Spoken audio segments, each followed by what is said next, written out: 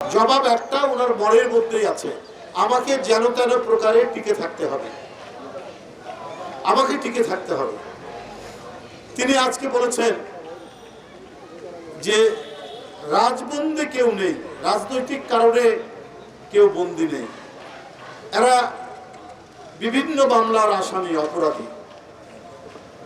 তো রাজবন্দী বলে কোনো আইনি ভাষা আইন গ্রন্থে লেখা নাই। আমিও আইনে পড়াশোনা করেছি, কোথাও আইনে লেখা নাই। প্রধানমন্ত্রী রাজবন্দী নামে কোন শব্দ কি আইন গ্রন্থে লেখা আছে?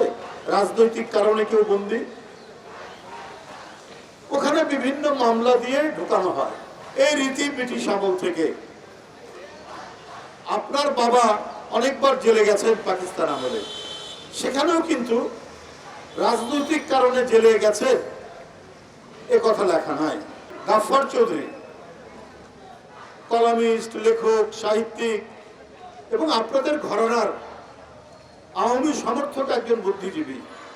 তার একটাই লেখা পড়েছি যে মরহুম শেখ মুজিবুর রহমান সাহেবের নামে 17টা দুর্নীতির মামলা দিয়েছিল আইয়ুব খান। কিন্তু সারা দেশের মানুষ মনে করতো উনি সহ আরে অনেক যেসব রাজনীতিবিদদেরকে বিভিন্ন মামলায় কারাগারে ঢোকানো হয় বিভিন্ন নামে, বিভিন্ন মামলা দিয়ে,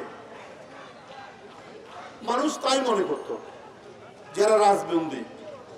এইরকম উপমহাদেশে অনেকেই কারাগারে গেছেন ব্রিটিশ আমলে, তাদের নামেও বিভিন্ন মামলা দিয়ে তাদেরকে কারাগারে নেওয়া হয়েছে, তাদের উপরে বিচার করা হয়েছে। জওহরলাল নেহরু, মহাত্মা গান্ধী, মৌলানা মোহাম্মদ আলী, মৌলানা শওকত আলী, কত নেতৃবৃন্দ। কোথাও কিন্তু রাজনৈতিক কারণ লেখা থাকে না।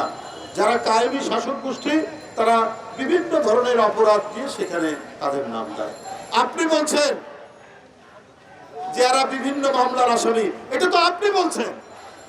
গোটা জাতি মনে করে যে আপনি ষড়যন্ত্র করে আন্দোলনকামী, গণতন্ত্রকামী, সত্য কথা যারা বলে, যারা গণতন্ত্রের পক্ষে সোচ্চার, তাদের বিরুদ্ধে বিভিন্ন নাশকতার মামলা, মিথ্যা মামলা দিয়ে আপনি তাদেরকে কারাগারে পুরে রেখেছেন। এর প্রমাণ আছে,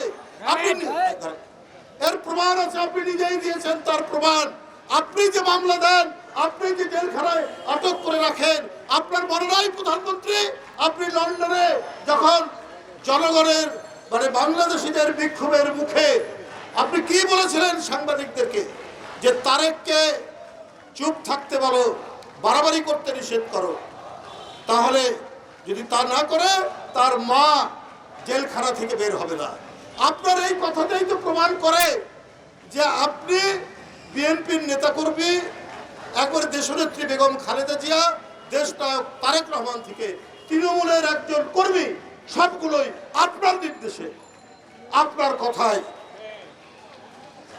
আপনার তাদেরকে জেলে পোড়া হয়।